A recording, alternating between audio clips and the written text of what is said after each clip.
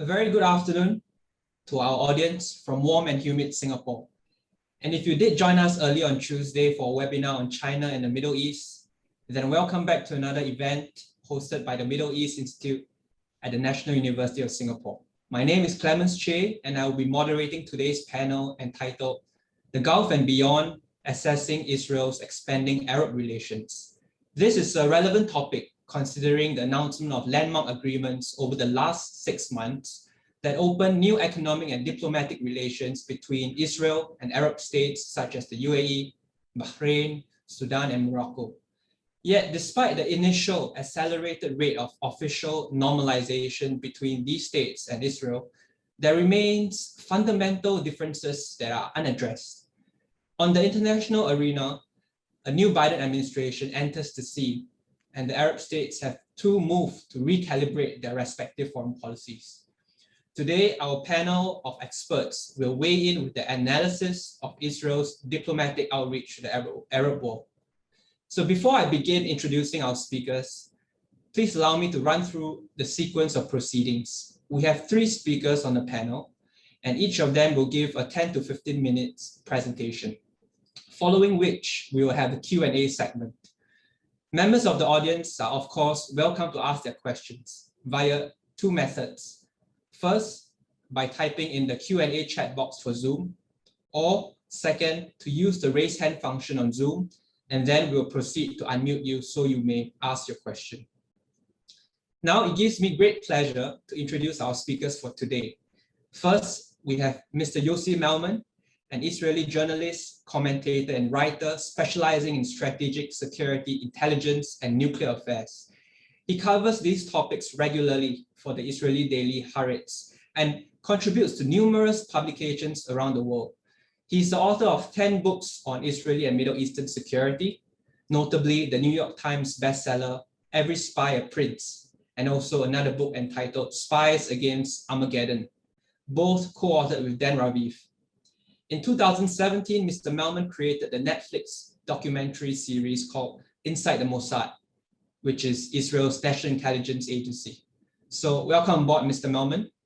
We would also like to welcome Mr. Ali Dogan, a research fellow and doctoral candidate at the Leibniz Zentrum Moderner Orient in Berlin, or the ZMO. The institute focuses on comparative studies of the Middle East, Africa, and Asia. Mr. Dogan's doctorate delves into the cooperation between the Federal Intelligence Service and the Iraqi intelligence services from 1969 to 1990. Mr. Dogan was also previously a consultant for the German business delegation for Saudi Arabia, Bahrain, and Yemen. So welcome on board, Mr. Dogan. Also joining us today as speaker is Dr. Yuan Buzanski, a senior research fellow at the Institute for National Security Studies, INSS, at Tel Aviv University, specializing in Gulf politics and security. Dr. Buzanski is also a non-resident scholar at the Middle East Institute in Washington, D.C., and previously held positions at Stanford University's Hoover Institution, the Israel Institute, and was also a Fulbright scholar.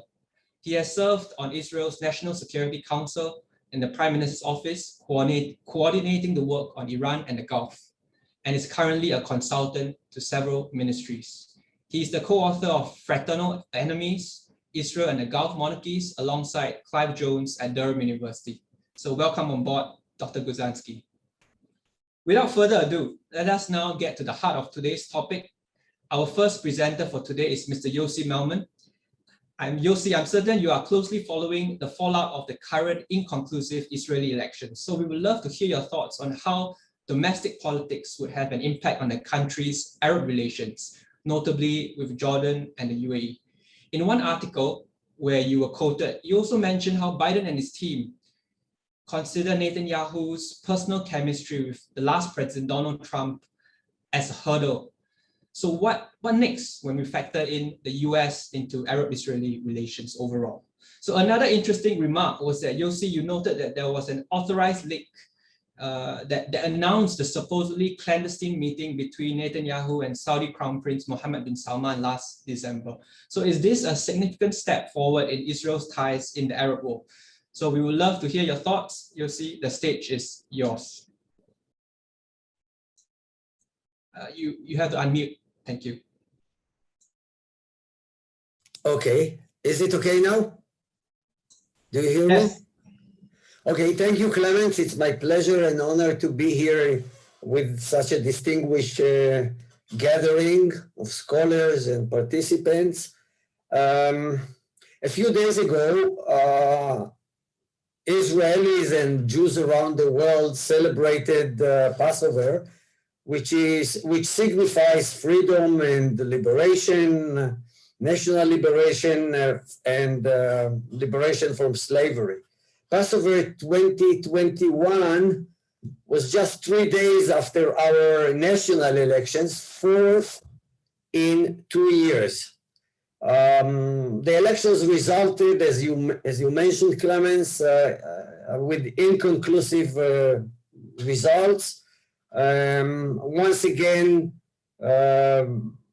we face a deadlock, and this reason is nothing to do with the political system. Well, maybe the political system contributes a little bit to the deadlock, but above all, it's a reflection of the divisions and the polarization of Israeli society, which are rooted at least if not in the far history, in the short-term history of the last 30, 40 years. The divisions are along religious, ethnical, demographic, political lines, but also it evolves around ideological questions. Yet, it seems that this time, despite the very delicate balance of power division as a result of the election, there is a slim chance, but still a chance, that after 12 years in power, Netanyahu will not be able to form his government, a coalition, and the other parties will somehow put together a force which would bring to a new government, a new coalition. The elections have been revolving around one issue, not ideology, not national security issues, not foreign policy, not even domestic problems, although they were in the background. It all revolves around one question. Bibi Netanyahu, Benjamin Netanyahu, we call him Bibi.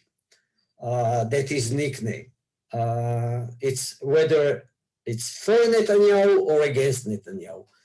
And for the first time, it seems that there are 52, maybe 53% of people who are ready to stand up and oppose Netanyahu, and he might be removed from office, but it's not clear. He has been a great political player, and you never say never when it comes to Netanyahu. As I mentioned, the elections have nothing to do with foreign policy, and most likely, whatever the results of forming the government will be, they will not affect Israel's foreign policy, maybe on the margins, but not at the core of the issues that consist of Israel's foreign policy. There are two Netanyahus. There is no one Netanyahu. There is Netanyahu, the prime minister. There is Netanyahu, the prime minister, but he is a politician. And as a politician, he is very, I would say, he's a tiny, picky, argumentative politicians whose main concern are his survival and his family. And then there is Netanyahu, the statesman. Netanyahu, who has a very clear-cut,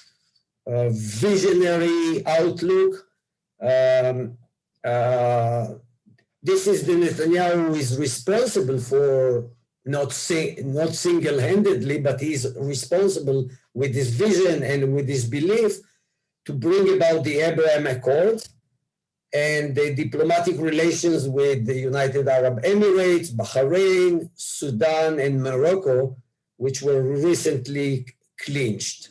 The Arab League consists of 22 nations. Already 6 of them, the 4 mentioned above, plus Jordan and Egypt, have already some sort of diplomatic relation at various levels with Israel.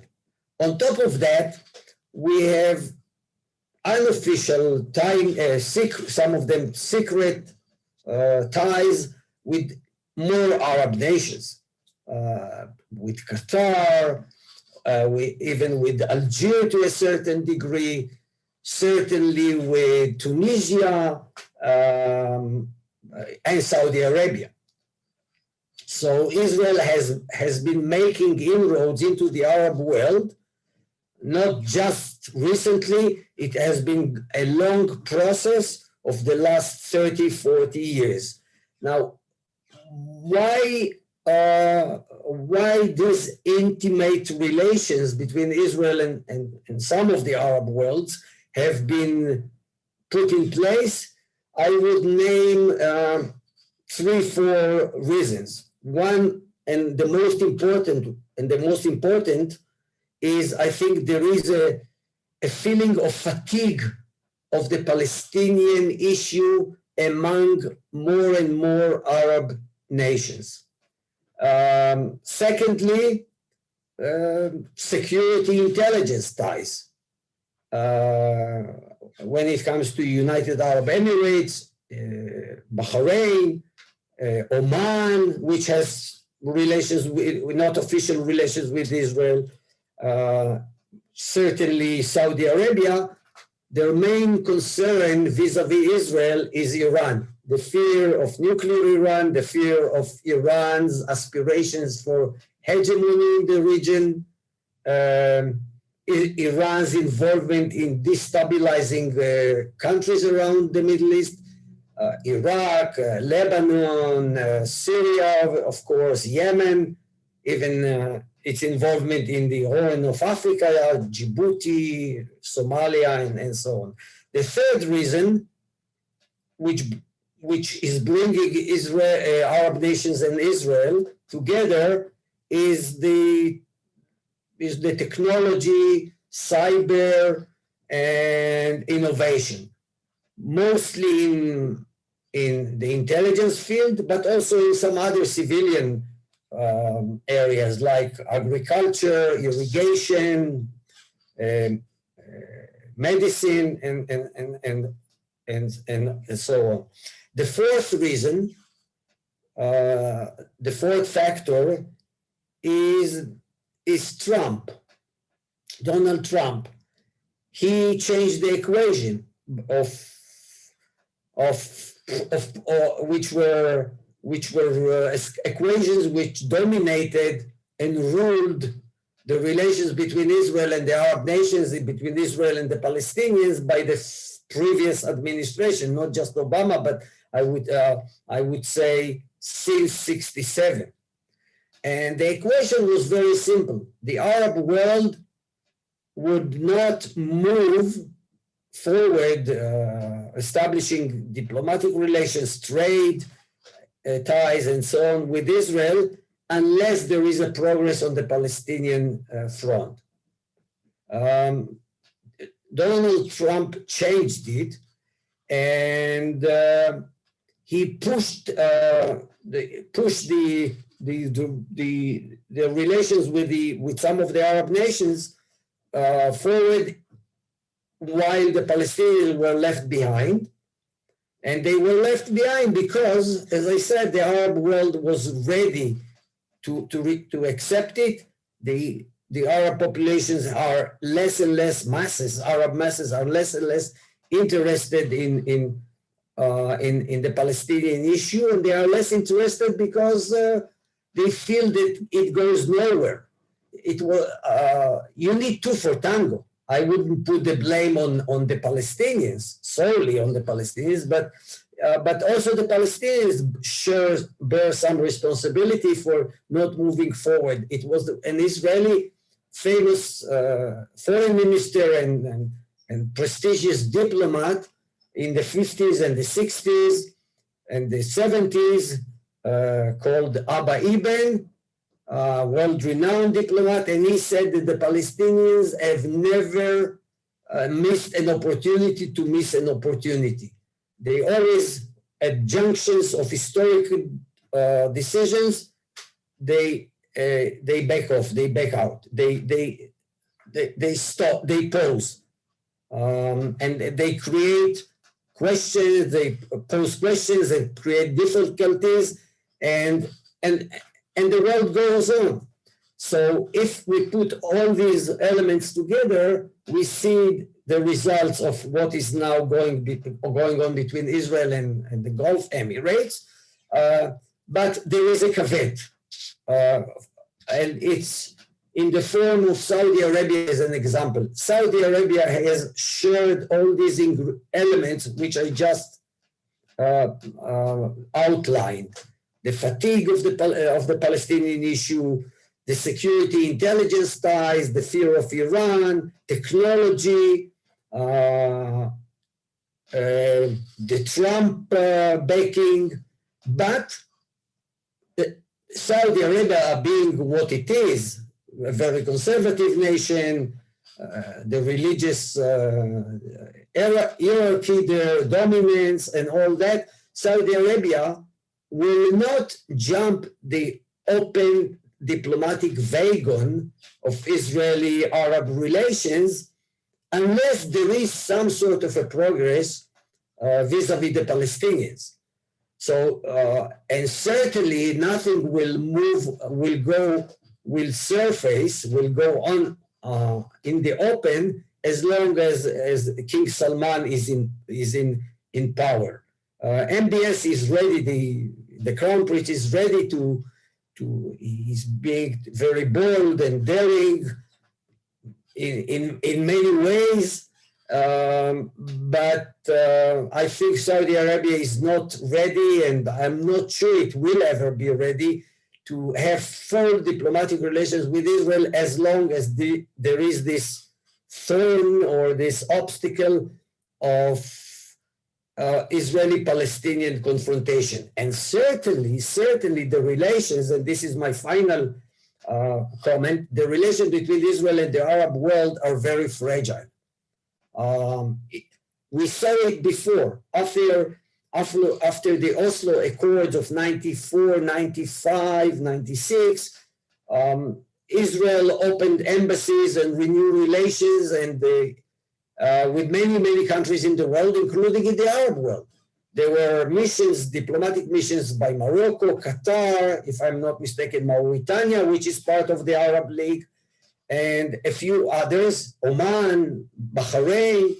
And then when there was an outbreak of violence and hostilities between Israel and the Palestinians, what we call the Second Intifada, all of them cut off relations with Israel, closed their diplomatic missions in Tel Aviv or in Rabat, Morocco, or in Qatar, and said, we are not going anywhere unless there is some sort of a progress or reconciliation with the Palestinians. So this honeymoon between Israel and the Gulf states is strong, solid, but at the same time, it's very delicate and fragile, and events of violence and hostilities in the Middle East between mostly Israel and the Palestinians, an invasion of Israel to Gaza, for example, can completely change the picture. Thank you. Thank you, Mr. Melman, for your most insightful comments and remarks. We will now turn to Mr. Alex Dogan, and I urge our audience to start putting on your thinking caps, but we still have to hold them off for now. Now, Alex, your latest piece on NEOM diplomacy mentioned that Riyadh's relations with Israel is necessary for the kingdom to complete NEOM. So if you could kindly take us through this and how this aspect can or cannot evolve.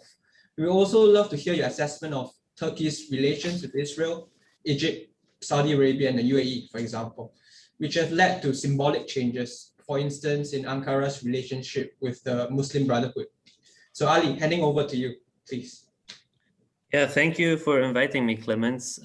I have to say that I can't give you much information on the relations between Turkey and these countries because NEOM, the project NEOM, doesn't really have something to do with these relations. But I will start with NEOM and then I will give an overview about the relations between Saudi Arabia and Israel, and Saudi Arabia and the United Arab Emirates. And yeah, beginning with my talk, maybe some of you heard about this meeting on November 23rd, 2020, between Netanyahu and the chief of Mossad, Yossi Cohen, and Mohammed bin Salman, which took place in NEOM. So NEOM is an interesting place for me personally because I worked in Saudi Arabia for a year and I visited this region. So it is something which I took with me through the years, and I'm actually working now on Iraq and the German intelligence agency, but I was always kind of trying to have a follow up on what is going on in NEOM and how it's being used in Saudi foreign policy. So what is NEOM? NEOM is an acronym for NEO standing for new and the M standing for the Arabic word mustaqbal. And NEOM is a $500 billion futuristic megacity, planned city project, which is located in the northwest of Saudi Arabia, in the Tabuk region at the Gulf of Aqaba. NEOM is part of the Saudi Vision 2030, which was released in 2017, just months after Mohammed bin Salman came to power, or after his appointment as crown prince. And NEOM and all these mega projects in the Saudi Vision 2030 are the preparation for the post-oil era, which means that these mega projects, and especially NEOM, shall diversify the economy of Saudi Arabia.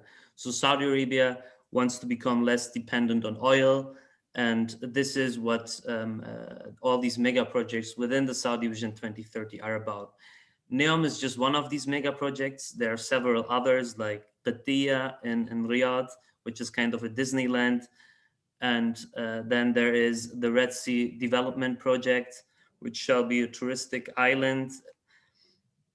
And then there are also, other projects which were built by King Abdullah during his time, like the King Abdullah Financial District in Riyadh and the King Abdullah Economic City, which are maybe not that futuristic, but which are also a kind of project to diversify the economy of Saudi Arabia. So why or how does NEOM affect the foreign policy of Saudi Arabia?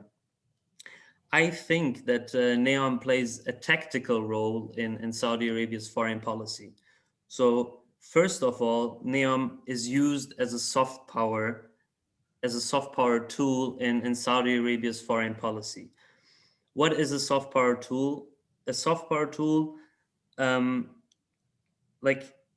Arabia is using it as something, or the NEOM project and all these other projects and futuristic and touristic ideas and liberal ideas within these projects to reshape the image of Saudi Arabia, especially in the West. And we have examples like advertisements in the Wall Street Journal, advertisements in European TV channels, and maybe some of you already saw advertisements of Saudi Arabia, like projects like NEOM or Visit Saudi in YouTube. So these projects are used to create a kind of, or reshape the image of Saudi Arabia. The second point I want to make, and this is what makes NEOM unique for Saudi Arabian foreign policy, is that it's increasingly used for diplomatic negotiations or high-level meetings. So we had the meeting between Netanyahu and Mohammed bin Salman, and Yossi Cohen was also there, the chief of Mossad, but also Michael Pompeo was there, the former foreign minister of the US. And before that, in 2018, for example, Sisi met the king of Saudi Arabia, Neom. Then just last week, we had the meeting between Mohammed bin Salman and the foreign minister of China. And I think that Neom gets more and more interesting through using it as a location for high-level meetings. So as a result, I am arguing that there is a kind of Neom diplomacy which Saudi Arabia is using. So this includes, as I said, the soft power, and on the other side, a location for high-level meetings. But what I mean with Neom diplomacy is not just the project itself, but all these projects behind that, and Mohammed bin Salman's aspirations.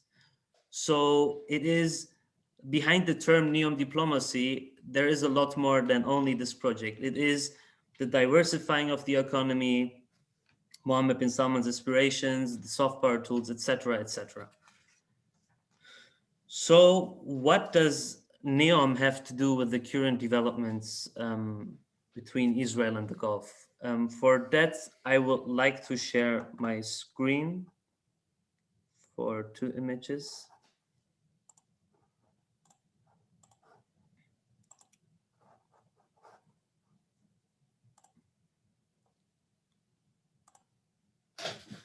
Clemens, do you see my screen and the cursor? Okay, good. So my argument is that relations with Israel are necessary to complete Neom. So as you can see, Neom is here, and the plan also, this plan was already made in the 2000s, is to build a bridge over here to Egypt. And this was already negotiated, as I said, in the 2000s. And for Neom, this is one of the plans which should be done in the next years. And this is the reason why I am arguing that if this bridge needs to be built, there also needs to be either open negotiations with Israel or secret negotiations. So building this bridge means that, I mean, why is it that the negotiations need to be made? The reason is that the Strait of Tiran, which is here, you can see it with my cursor, it's a kind of street for the ships and the free shipping way for Israel. And this agreement was made in 1979 between Egypt and Israel. So Egypt handed over these 2 islands, Tiran and Sanafir, in 2017. For some say within the project of Neom, that was actually it was just handing over these islands without any kind of frame for that, but actually these islands will be within the project of Neom. They will be used for that project. So handing over these islands also means that the peace agreement, which was made in 1979 between Egypt and Israel, and negotiated this Strait of Tiran deal, which meant that Israel can go through the Strait of Tiran without any problems, means that if there is a bridge being built, there needs to be a negotiation between Israel and Saudi Arabia. And I think that during these last years, especially the normalization agreements or the Abraham Accords, and the relations between the Gulf countries and Israel serve in some way or the other the interests of Saudi Arabia or personal interests of Mohammed bin Salman. And just to show you another picture how Neom actually looks right now is that this picture, and the meetings took place here. This is, I think, the palace of the king, and here is the palace of the crown prince. So I will stop sharing my screen. Concerning the relations between Saudi Arabia and United Arab Emirates, I argue that it might negatively, like NEOM might negatively impact the relations between Saudi Arabia and the United Arab Emirates. Why is that so? So I think that Mohammed bin Salman's aspirations to complete NEOM could lead both markets to competition over the regional market. What does that mean? Currently, we know that Dubai has a lot of regional headquarters, and a lot of Western companies are having their regional headquarters in Dubai. And just recently, in February, Saudi Arabia declared that until or from 2024 on, so with like after 3 years, every Western or bigger company has to have its regional headquarters in Saudi Arabia. That means most of the regional headquarters, which are right now based in Dubai, would have to relocate to Saudi Arabia. If that does not happen, they can't do business. They can't work in Saudi Arabia. This is what was declared in February of this year. So maybe some of you think, okay, is this project going to, like, is it going to be completed during the next years, or because of COVID there are bigger problems and the oil prices? But Gregory Goss even argued that even if 25% of if 25% of NEOM are completed in the way that they're planning it, it would have huge impacts on the region. And this is something I think we should also think about when we think about Gulf relations with Israel and Saudi Arabia's foreign relation. In conclusion, or to sum it up, I think that Saudi Arabia during the last years was already using increasingly a NEOM diplomacy, but also will in the future, with Mohammed bin Salman as the heir designate, will use this NEOM diplomacy in negotiations or in other places. Another point in my conclusion is that I think with Mohammed bin Salman, there will be a 360-degree recalibration of foreign affairs of Saudi Arabia. So one point I can make here still in the end is that Saudi Arabia, for example, or NEOM, the Russian investment fund invested several $1 billion in NEOM, or is going to invest several $1 billion in NEOM. And as I said just some minutes before, the foreign minister of China met Mohammed bin Salman in NEOM. So we will see that relations will change in the coming years. And this is how I also want to stop my talk. Thank you. Thank you, Ali, for sharing your assessment. What you had also noted in your recent piece is how Saudi Arabia and the UAE are also competing for international investments. And you also mentioned the whole point about relocation of the firms to Saudi Arabia.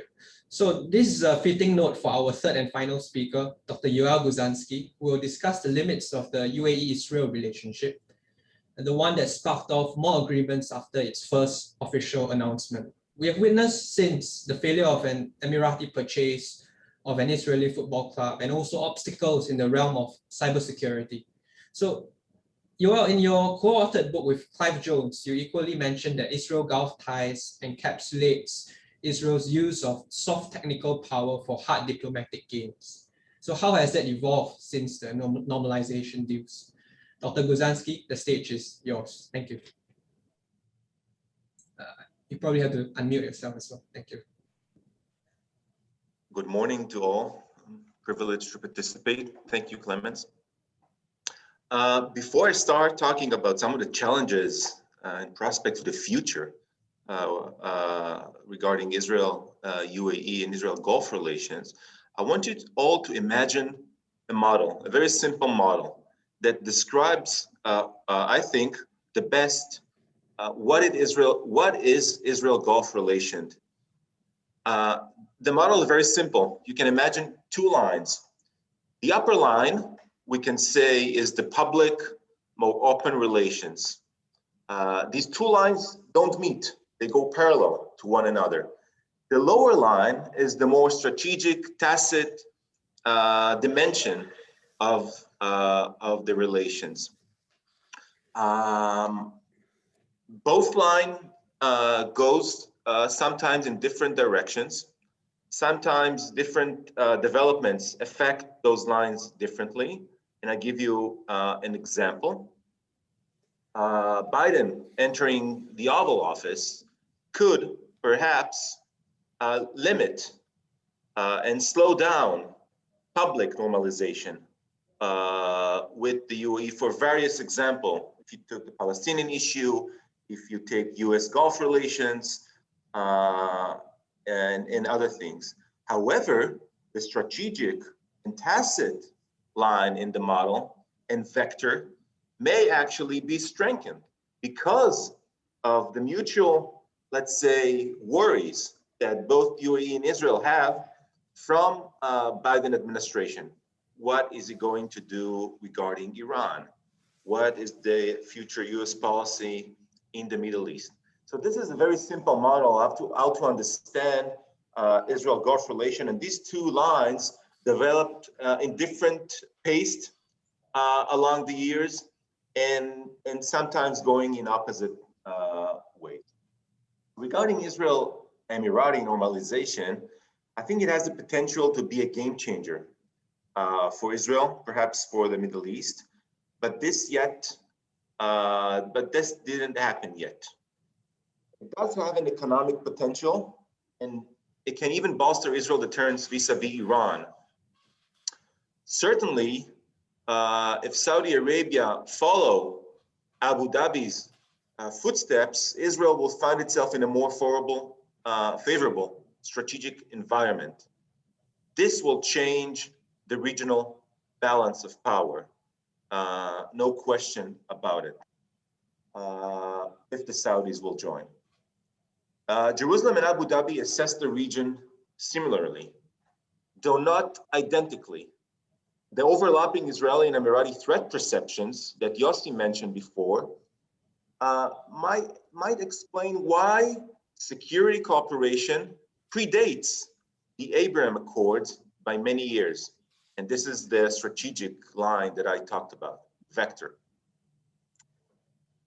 To be sure, the agreement, the Abraham Accord, provide a more solid footing, perhaps for what we call soft power cooperation. But going public may have challenges sometimes. It may actually limit some security elements that would be best kept in the shadows.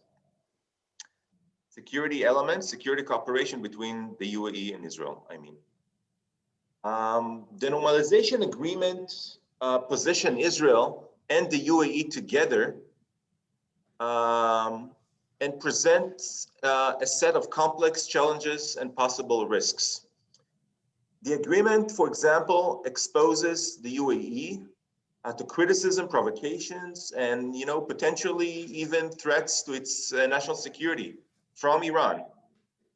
While normalization may provide a firmer footing for defense cooperation, the UAE hardly intends to become Israel forward operating based against Iran. If anything, the UAE has been de-escalating with Iran in the last year and a half. I think Israel does not intend to become a UAE forward operating base against Turkey in the Mediterranean. Regarding the JCPOA, I hardly see a united front vis-a-vis the Biden administration. I think both the Kingdom of Saudi Arabia and the Emirates, because of the delicate relations with the US, will stay quiet, publicly, of course. Quietly, of course, they will continue to coordinate with Jerusalem what should be the right policy regarding Iran and regarding US policy with Iran. I think Israel should and is indeed focus on the nuclear issue, while you see other GCC main concerns, and perhaps rightly so, is the missile threat on the Gulf countries. If anyone needs a proof, just look at recent attacks on Saudi Arabia in recent weeks from Yemen, from Iraq, and from other places. And also Iran interventions in Yemen is more concerning to Saudi Arabia and Abu Dhabi, while Iran intervention in Syria is more concerned by Israel. Those differences between the two sides and the reluctance of some of the GCC states to come out of the light in their relations with Israel, I think, and also the fact that the trend now in the GCC is rather a rapprochement or de-escalating with Iran, I think those factors will make it difficult on them to form what in recent weeks some newspapers called a security pact with Israel. I think something tacit and unofficial, sure, but that was the name of the game for so many years. So this will continue. I think if you look at the differences between Israel and the UAE, there's differences in the narrative. If you look at what the UAE is saying to its publics, it's saying about the Abraham Accord, it's saying those accords were very beneficial to us. They look at what the accords gave to them, and this is what they explain to their public. In Israel, it's a bit different. In the Israeli public and Israeli elite, the narrative was something like, oh, we were accepted to the region. I think the aspiration of Israel is to get to be a part of the region are not new, and this difference in the narrative and perhaps in the expectations of both publics and governments might form some sort of a gap. And there's already some perhaps slight disappointment in Israel from that.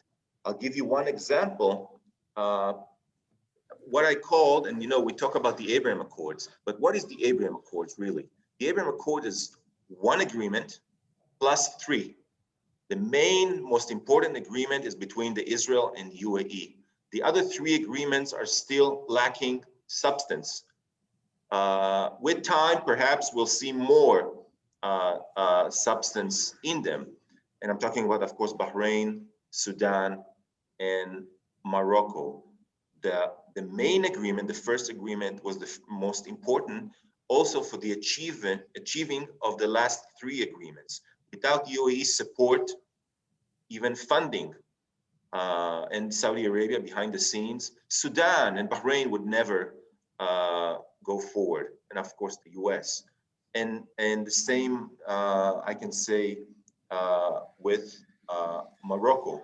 I think I have more to say, but I'm not sure how much time I have. I want to say one more thing that I'm not sure Israelis fully understand about what people, citizens in the Gulf think about Israel. I think this agreement with the UAE was another example of an agreement between governments, between elite, very similar to what Israel has with Jordan and Egypt. It does have potential. We do see signs of other things. But so far, I mean, if you check, for example, surveys and polls that have been conducted in the UAE and the Kingdom of Saudi Arabia, and let's talk about the recent year, half a year before the Abraham Accords and half a year, 6 months after the Abraham Accords.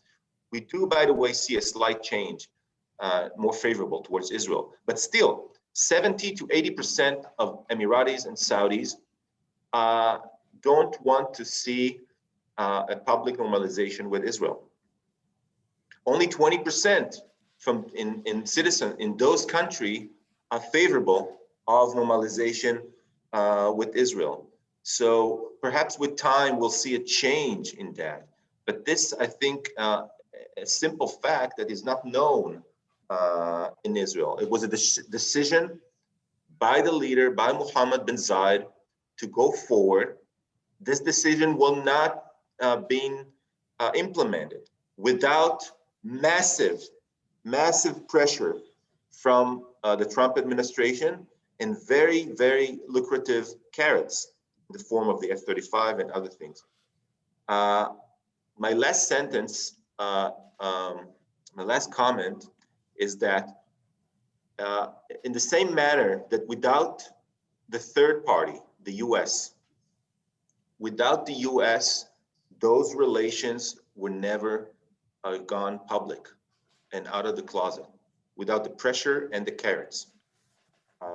At the same time, the third party, the US, is also, and the commitment of the US and the Biden administration has a lot of effect and influence on the Abraham Accords. So what the US position will be going forward from now, so far the rhetoric is very good, by the way, of the Biden administration. He said he welcomed the accord and he supports them. But this is rhetorically. The wind that is blowing from the White House is very cold and chill towards the Gulf countries. The F-35 is being exempt, other things are being postponed. I want to share with you that I think it's already affecting the relations. The pace of normalization is being slowed because of that. This is a way that the UAE perhaps tried to pressure Washington. If it slowed down normalization pace with Israel, they hope Israel might pressure perhaps the US, but they do understand that Israel doesn't have the leverage that it had in the Trump administration and the influence it had in Washington before. This might also affect negatively the Abraham Accords. So I'm a bit pessimistic at the end. I see a slowdown, and we're very much dependent on this third party to fulfill its commitment. Thank you. Thank you, Yoel, for your informative comments. So now we have entered the Q&A segment of today's event. We do have a couple of questions that are already coming in, and please keep them coming from the audience. Let me remind you that you can either type your questions into the chat box using the function, the inbuilt function here, or you could raise your hand and we can proceed to unmute you to ask a question. So let me just put forward the questions that are already in the chat right now. The first one being, I think this perhaps for Mr. Melman, what do the strains on the eve of the Israeli elections in the relations between Israel and Jordan and Israel and the UAE tell us about the pitfalls in Arab-Israeli relations? So that's for you, Mr. Melman. I'll hold that in. For Ali, we have a question from Stefan Whipple. Her question is, do you think that the regional headquarters of Western companies were established in Neom, which is close to economies like Israel, Egypt, and Jordan, and to the Suez Canal, but has advanced only slowly and is far away from Saudi Arabia's economic centers?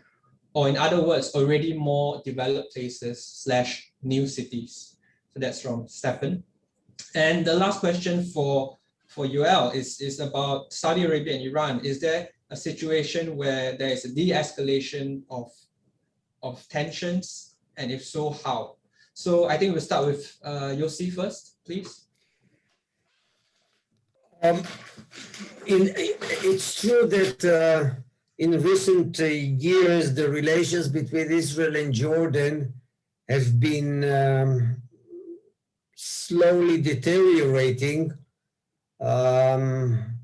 Most of the blame is on the attitude of Prime Minister Netanyahu, and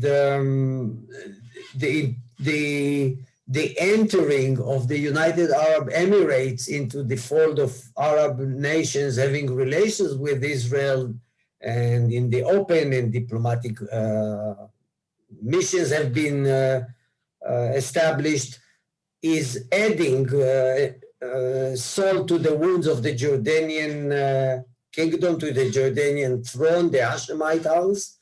But still, the basic interests between Israel and Jordan are in place. And these interests are rooted in the history. The two countries need each other. Jordan depends on Israel for providing security, intelligence, repelling threats around its borders, whether it's Syria or Iraq or ISIS most recently, or even the tensions which have been historically existing between Jordan and Saudi Arabia. All of these questions are helped by Israel. So Jordan needs Israel.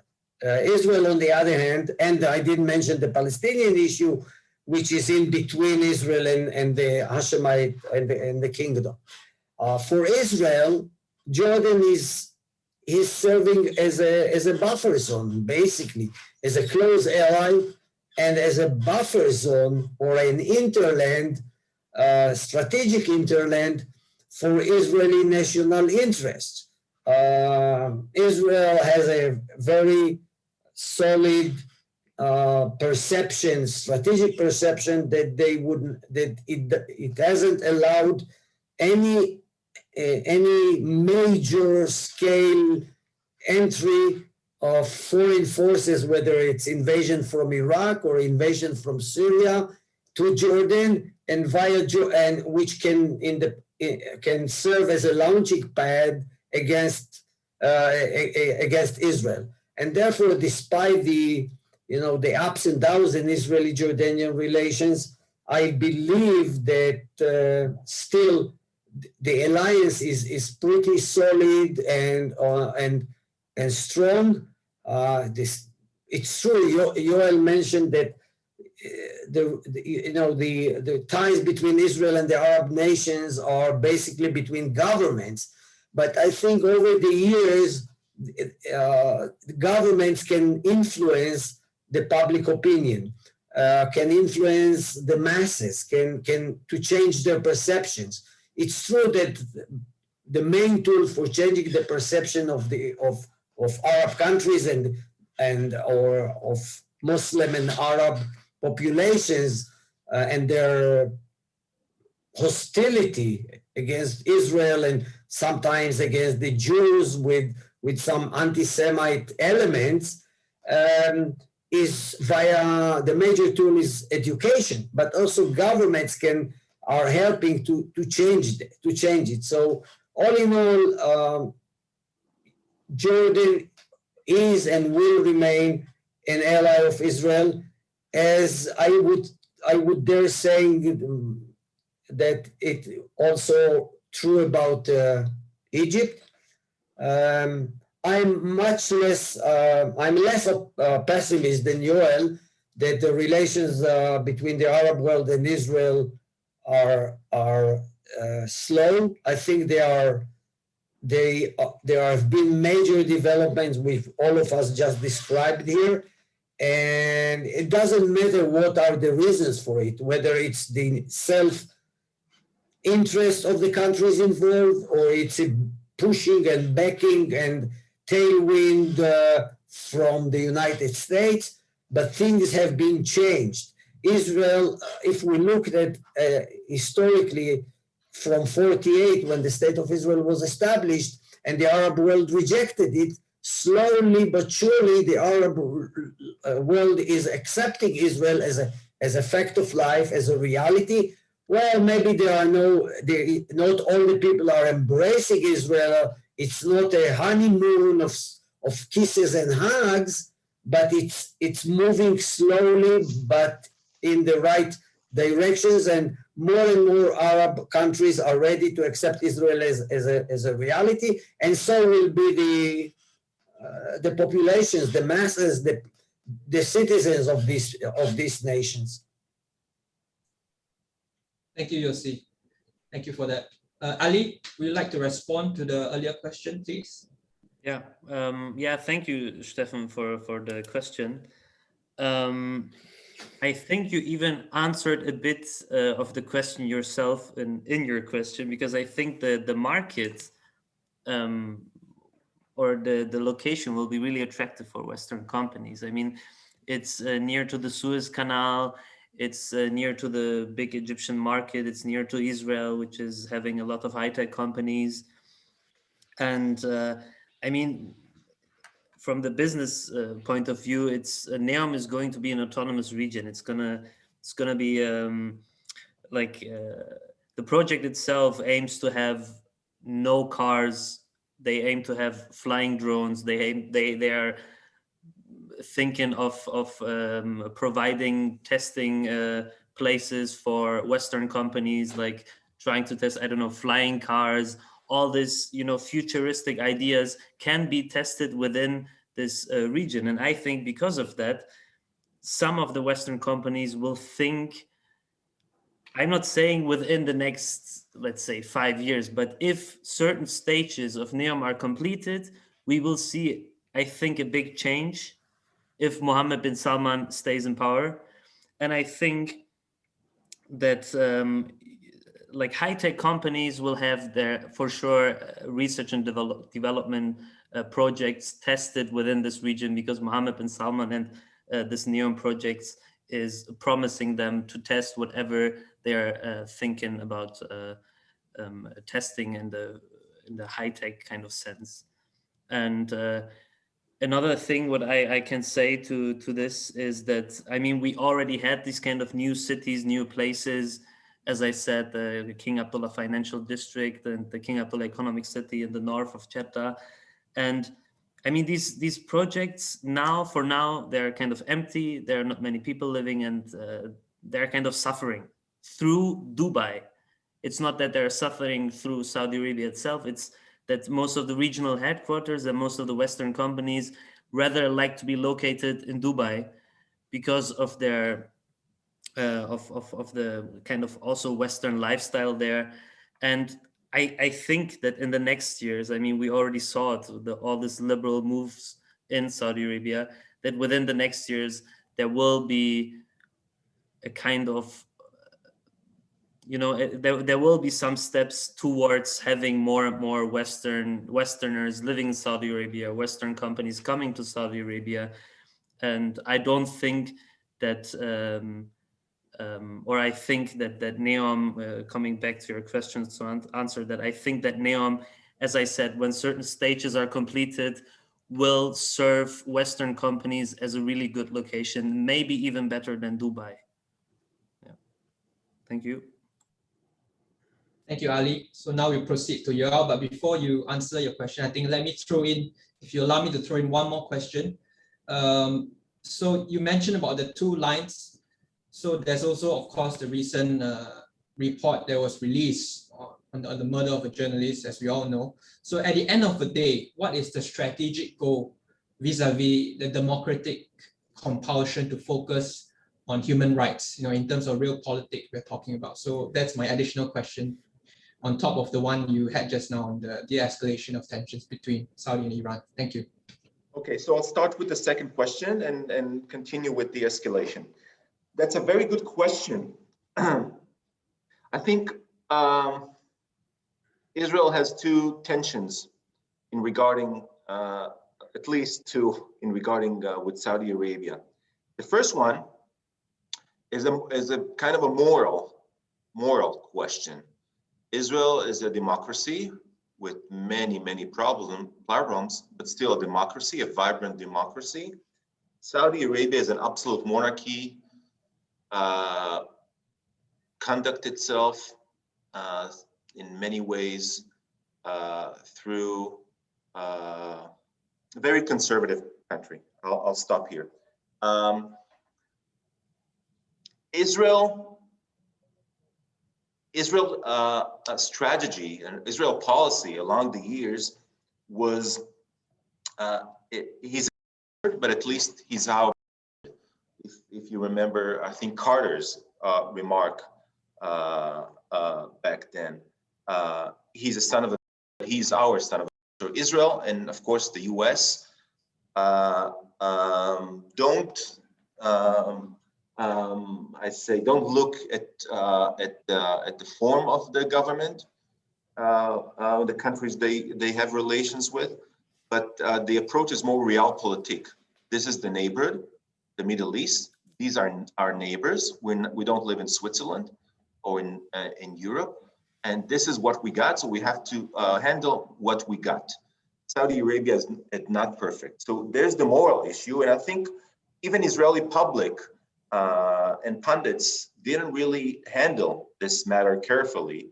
Should Israel really cultivate relations with autocratic regimes? Look, either Jordan or Egypt are not democracies, and we have relations with them, and these relations are important. So I think a realpolitik approach is the correct approach. The other thing is getting close to Saudi Arabia. Well, the image of Saudi Arabia, and especially of Mohammed bin Salman, is so bad, and especially in the US. Israel, I think, and I wrote it as well, I should be very careful in supporting Saudi Arabia nowadays. It shouldn't be seen as too close to Saudi Arabia, especially in the US, where the image of Mohammed bin Salman, this is bad. This is another understatement. And especially in Congress, there's many voices that actually pressuring the president to be more tough on the Saudis after the report being released and other things. So Israel should be very careful in its treatment nowadays of Saudi Arabia. It can approach the Biden administration carefully and quietly and tell them, listen, and I wrote it as well, don't throw the baby with the bathwater. If you being too tough on the Saudis, it's actually you can negatively affect both the stability inside Saudi Arabia and also regional matters, and you just play in the hands of Iran. So this is on this question on de-escalation with Iran. I think Israel should very carefully look at the beginning. I think the beginning of some dialogue, and there's already dialogue between Iran and the US. I think Israel should be worried. On the surface, Israel should be worried of some kind of a dialogue between Iran and Saudi Arabia and some of the Gulf states. Israel needs and wants, it's in its interest, I think, to form a united Arab Sunni monarchy bloc against Iran. And Israel and the Trump administration worked very hard to do that. This bloc is crumbling. I think if one wants to look at Saudi-Iran ties, I think the upcoming Hajj will be a very good barometer. It's always a good barometer to look at the Hajj, at the pilgrimage, to see about the ties. Will the Saudis, it also depends on Corona, but will the Saudis permit Iranians to go, and also can serve as a trigger to a dialogue between the two countries. Another barometer that we might look for a hint on how the relations between Iran and Saudi Arabia will develop is Abu Dhabi. We've seen Abu Dhabi in the last year and a half sending all kinds of signals to Iran, de-escalating with Iran, trying to improve relation, getting its forces out of Yemen, sending all kinds of delegations, unfreezing money that Iran had in Emiratis banks, all kinds of meetings taking place. UAE sometimes is the barometer. If you want to see where the Saudis perhaps will follow next. The UAE moves fast, sometimes before the Saudis, and the Saudis usually, not always, follow UAE steps. There's very interesting signals in between two sides, both Iran and Saudi Arabia. and also signals from Qatar and other potential moderators and facilitators like the Omanis and perhaps the Kuwaitis inside the Gulf, who wants to promote a dialogue. So the Qataris are working hard to do that. And the last agreement within the GCC, the Al-Ula agreement that brought Qatar back, although formally, I have to say very carefully, actually can help a dialogue between the GCC and Iran. I think the last comment that I have on that, because this is a very interesting subject, I think Saudi Arabia and Mohammed bin Salman also understand the limits of its powers. All kinds of intervention and regional project that he had in Yemen and elsewhere, even in Africa, nothing materialized.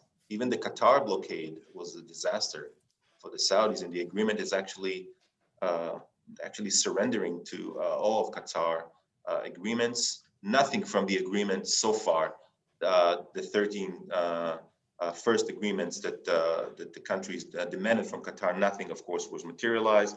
So I think Ben Salman, with all of the projects being a devastating disaster, I think because he wants to improve his image, because of the Biden administration new policy and new wind, I think you will see both the Saudis and the Emiratis less assertive in the region, more focusing on internal, trying to improve human rights, doing all kinds of political gestures towards the White House. And one of those gestures might be, and I'm sorry for the very long answer, one of those gestures might be reaching out to Iran.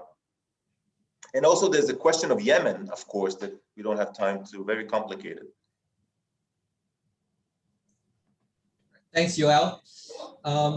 Before I take the next round of question, maybe I would like to go back to one of Yoel's points earlier during his presentation on the rhetoric that the US has adopted, that it has in general welcomed the accords, but it's also sending a chill wind to the Gulf. So I wanted to hear what Yossi thinks about it. So I'll let you hold that thought first.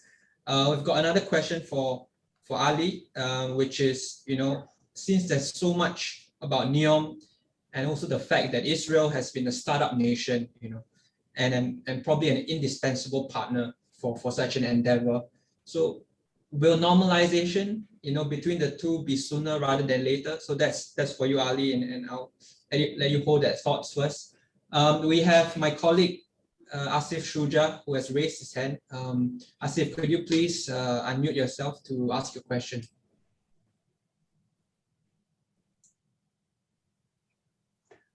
Thank you, Clemens. My question is to our guest, Yossi Melman. I was really impressed by his analysis on the domestic election in Israel. And I was struck by his analysis that this time in the election, the foreign policy did not roll any play in the outcome.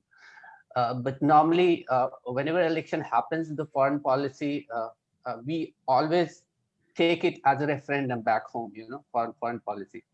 And when a deal of the century, I think Israel also agreed to that phrase, the deal of the century has happened, which has such deep impact on the society and polity and the future of a country.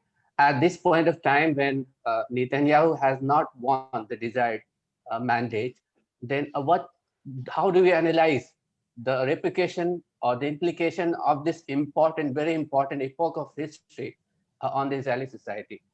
And that is important for me, especially because if I look at the future of Iran nuclear deal or Iran-US relationships, because a lot of it is driven by the foreign policy of Israel, and now after the Abraham Accord, as the other speakers have also alluded to, that a lot of it will also be in conjunction with Saudi Arabia, and other Gulf states. So at that time, concluding that the foreign policy does not have impact on the domestic politics of Israel, how far would that be, convenient? How far would that be, important? especially if we conclude that foreign policy do not have them, there will be definite repercussions on the Iran nuclear deal. So I would like my esteemed guest to please draw some light on that. And let me just conclude. I really liked your analysis. It was a very different perspective that I got. Thank you so much, Clemens. Thank you, Asif. We'll let Yossi answer the questions first, followed by Ali. Thanks. Thank you, Asif, for your comments. The bottom line is that foreign relations did not influence foreign policy did not influence the never-ending, ongoing 4 elections, and maybe we are waiting. We might have a 5th round of elections. However, the Prime Minister Benjamin Netanyahu, who is a statesman on a world stage, has been trying to get credit and for his achievements. Whether he deserves them or not is a different question, but he tried to maximize the success of the Abraham Accords, the breakthrough in relations, although tacit and secret, not always on the surface, with Saudi Arabia. But the public has been so fatigued, so tired of the domestic problems facing Israel, and above all, the political rivalries and the poisonous atmosphere in Israel itself, that he simply ignored it. There is another very good example how the two, foreign policy and even strategic achievements, are not paying off, are not being acknowledged and recognized by the Israeli public, and this is the question of vaccination. Israel has already a 60% of people being vaccinated, and 90% of its citizens above the age of 50. So it's a great achievement. It doesn't matter now that why Netanyahu was so pushing to get these doses, but he managed to get them. And Netanyahu was trying to play the cards of, I saved the nation. I saved Israel from the coronavirus. But the nation, the public, was very, very apathic about it, because he is tired of all the other problems which are facing Israel. And therefore, there is no correlation between achievements on foreign policy and achievements on the domestic front. Well, I assume it's true about many nations. It was Henry Kissinger who said that Israel doesn't have a foreign policy, only a domestic policy. And he was saying that in the 70s, when he was national security advisor and foreign minister. So that's the only explanation that the last world, which is of concern for Israelis, is to bring stability and tranquility and to purify the poisonous atmosphere of Israeli politics, which is taking over every good will, every good ray of hope. And it explains why maybe this time Netanyahu will leave office, although it's not clear. Now, what will be the ramifications of if Netanyahu is replaced? I don't think there will be any change of policy, of major changes of policy when there is a change of guard. I would even argue that the opposite can happen. That actually the whoever will be the successor, whether it would be names that you don't recognize or know, like Yair Lapid or even Naftali Bennett, who used to be for a short time Minister of Defense, if they are in power, actually the relations with foreign countries would be, and with the Arab world would be even better, because the Israeli security establishment would have much more saying in determining foreign policy. Netanyahu has dominated foreign policy and he's, if you wish, hijacked it from its security establishment, from the heads of the Mossad and the heads of the military. Well, the Mossad, Yossi Cohen is a very intimate friend of Netanyahu, but all in all, Netanyahu sometimes hasn't been listening to what they were saying. As, for example, on Iran, the Israeli security establishment is relatively very moderate than Israeli politicians, right-wing politicians.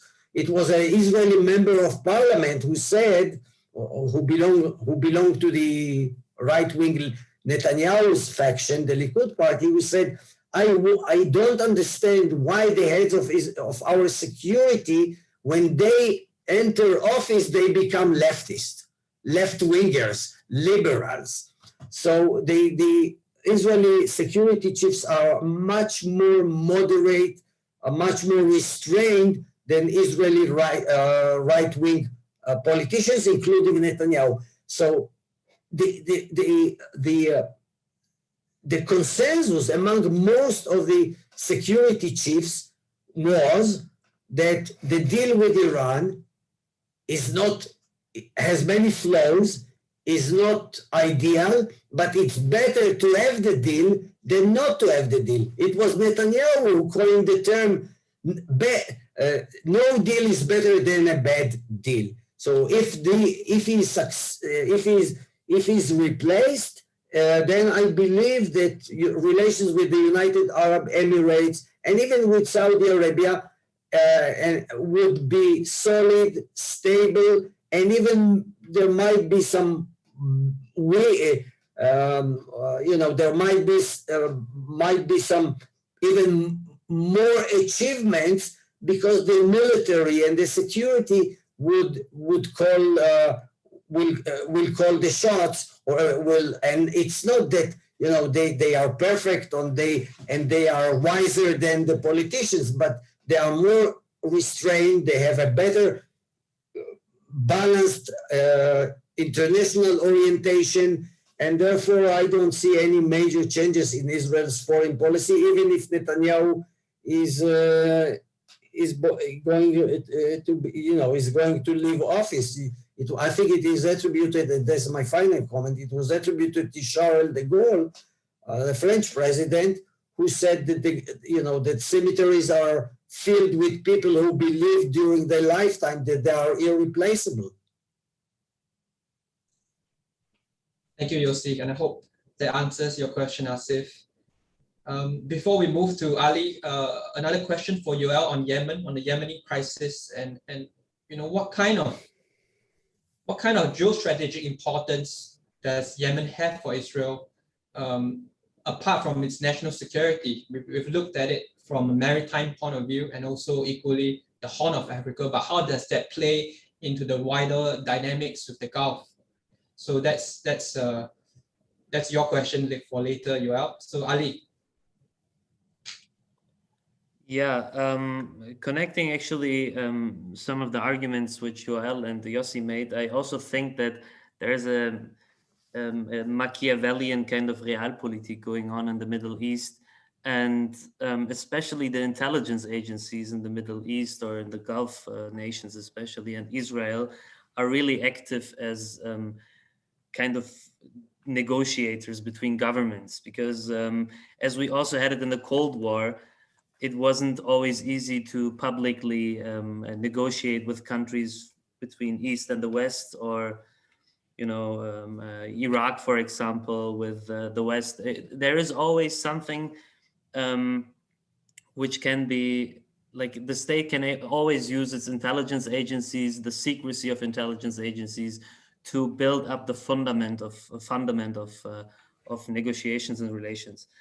And now coming to the question with startups, combining that with what I said before, I think startups were already in contact with the Saudi government, as far as maybe some of you remember. I mean, the cybersecurity firms were through companies in the US in contact with the Saudi government. And I think when we discuss about NEOM and startups in NEOM, depending on if sooner or later this some stages of NEOM are ready, I think that also depending on the political sphere and the political negotiations, either in the coming years it will be open that startups work in NEOM, or it will be done through a third country.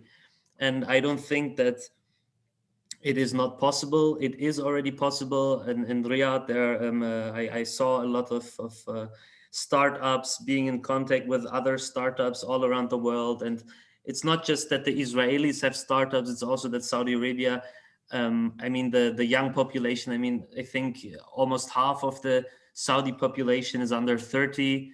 And that means that there are a lot of young people. And most of them are I would say, in contact with the West in the way that they were studying in Europe or studying in the US, or are in contact with the West through social media.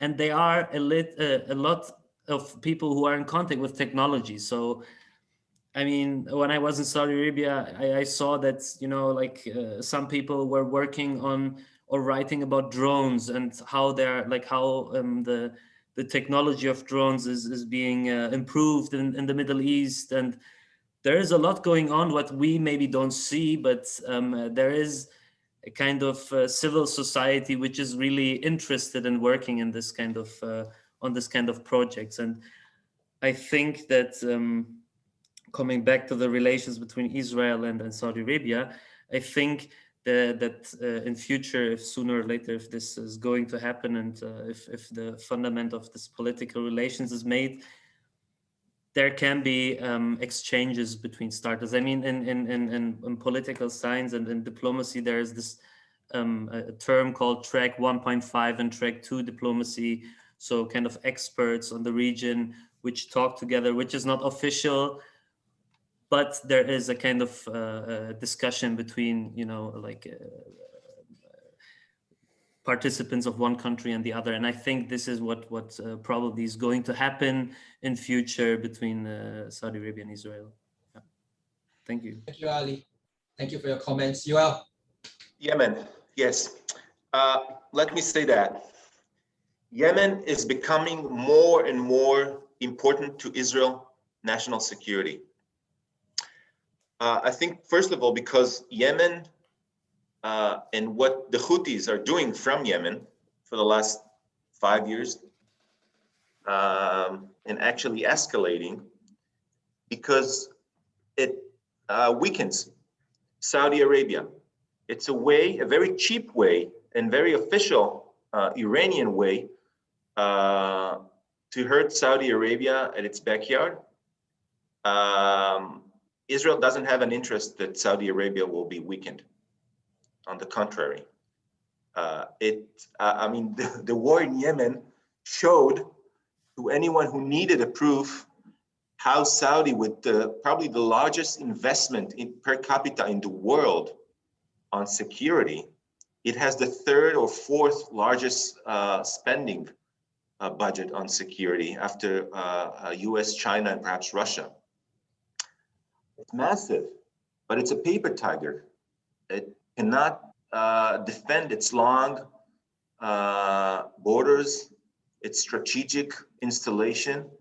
And in the last years and last weeks, we've seen more and more demonstrations to that. So this is one reason why Yemen is important to Israel. The other reason Yemen is important to Israel, it's a jumpstart. It's a venue for Iran to penetrate Israel south, the Red Sea arena, where Iran was more active in the past.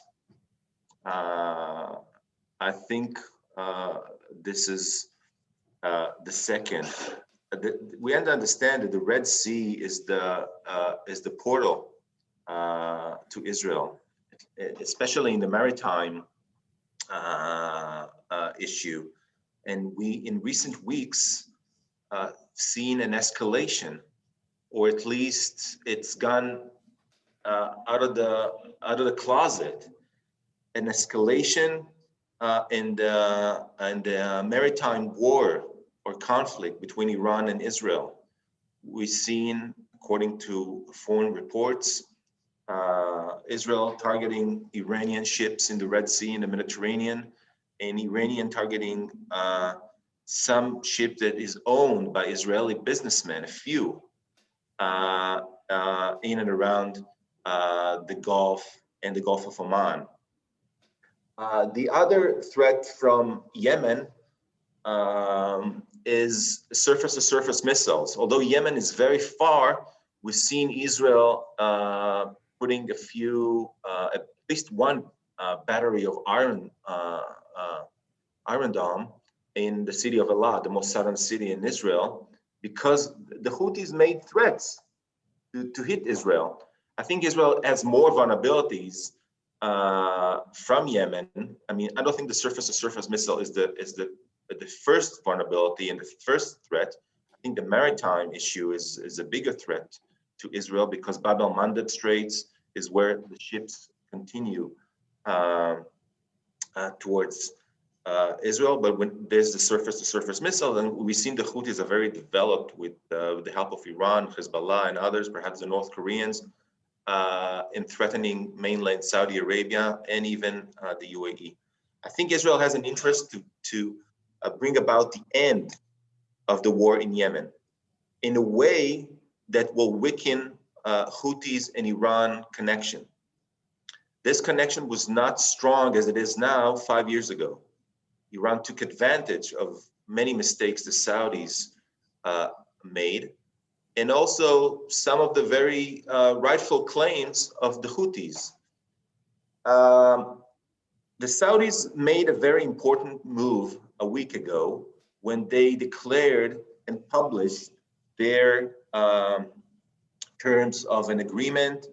They're willing basically to go most of the way, if not all the way, towards the Houthis. If you look at what the Saudis published, the foreign ministry a week ago, you see that the Houthis' demands very much fulfilled. The problem is that it was declared under fire. I mean, under the escalation of the Houthis in recent weeks. So Saudi Arabia has been seen as one who surrendered because of the military pressure. This is one thing. The other thing, we see the Houthis rejecting it.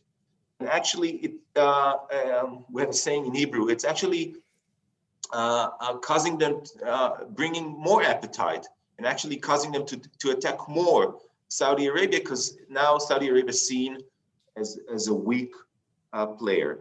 It is good for the Saudis. I think it's a good move by the Saudis. Maybe the timing was very bad, but the move is good to show the world that it's not Saudi Arabia to blame, but the Houthis, who has relations with Iran, and Iran is pressuring the Houthis, I guess, to actually escalate now in light of the US-Iranian dialogue. Iran needs more chips in its hand, more cards in its hand in the upcoming dialogue, and Yemen is a very important card for the Iranians to hold. Thank you.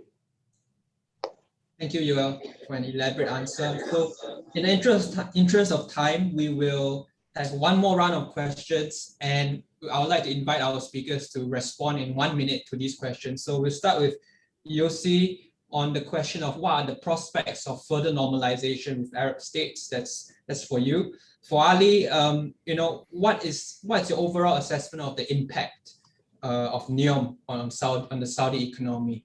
So that's for you. And for Yuan, and this this question came in from my colleague. You were quoted recently in the Jerusalem Post as saying that Israel should offer the Iron Dome to KSA. So that is interesting, considering another view that notes that Riyadh had approached South Korea for advice on defending airspace in the wake of the Aramco attacks. So do you think that even if the offer was made, Saudi Arabia would accept, or are there any other covert defense cooperation moves that you can mention? So these are your 1 minute questions. We'll start with Yossi. I think that more Arab nations, and not only Arab but some Muslim nations like Indonesia, may join reconciliation and peace and diplomatic initiatives vis-a-vis Israel. As I mentioned in my introductory remarks, Israel has already six diplomatic missions in the Arab world. 3, 4, 5 other nations have some sort of tacit understandings or even intelligence ties, covered operations with Israel. And if there is a deal between United States and Iran, I think it would enable more Muslim and Arab states to join the diplomatic wagon with Israel. And my final comment is that Iran is a threat, is threatening Israel. It's a threat. It's destabilizing the region, but Iran is also a weak society. It's one of the most corrupted nations on earth. It has a lot of domestic problems, ethnical issues. So I think one shouldn't overplay the image of Iran as an omnipotent nation, or at least the government of Iran and the ruling circles of Iran. Thank you, Yossi. Ali? Yeah, my overall assessment would be that I think in the end, Saudi Arabia is going to use NEOM for reshaping the image in the West. And we will see with NEOM, if it really goes into another stage, that there will be, as I said, a 360-degree recalibration of foreign affairs. And as I said, also NEOM is not just NEOM itself. There is a whole, there are a lot of mega projects behind NEOM. And we will see in the future when Mohammed bin Salman also becomes king, how he's going to use these mega projects to reshape the image, and how, as you also said with your question to Yoel, how Saudi Arabia is going to look eastwards and not only westwards. Thank you, Ali. Yoel, your last word. I wrote a very provocative piece a week ago. The headline was that Israel should offer Saudi Arabia Iron Dome, but the article, of course, is a bit different and wider. I think Israel should offer Saudi Arabia assistance in defending its sovereignty and installations. I think Israel has a lot of knowledge. I think this offer should be quiet and not to embarrass the Saudis like we usually do. By the way, the appointment, the meeting in NEOM, there was the leak. The leak was from the Prime Minister's office, as I understand it, and it was embarrassing for the Saudis. And usually those leaks hurt the ties, not improving the ties. I think those. I mean, in the Gulf right now, we see both the Saudis and the Americans struggling to defend those installations, not in very good success. I think Israel should help and can help. If Israel will deliver some kind of, keep in mind that some of those, some of this technology was produced with the Americans. So we need an American approval, and also it might be under American supervision with American soldier, and this might help Israel to prevent all kinds of linkage of technology and secrets that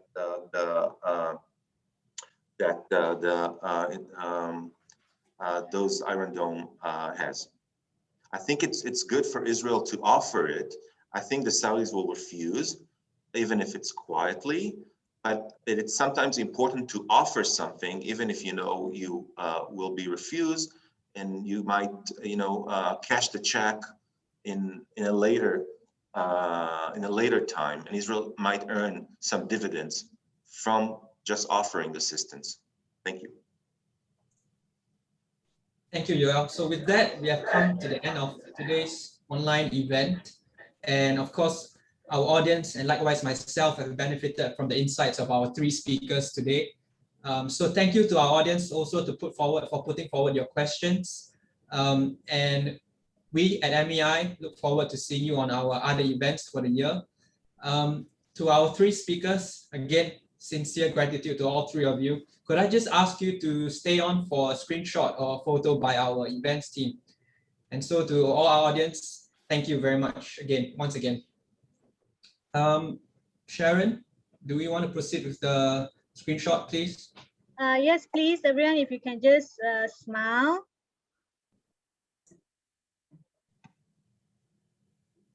Okay.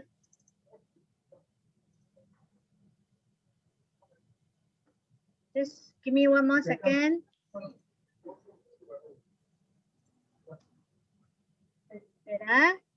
Okay, smile. Okay, good. Thank you. Thank you very much. Very much. Thank you. Thank you. Thank you, Thank Clemens, and bye-bye, Yuan. Bye-bye, Ali. Thank you, everybody. Take Bye, care. everyone. Bye-bye.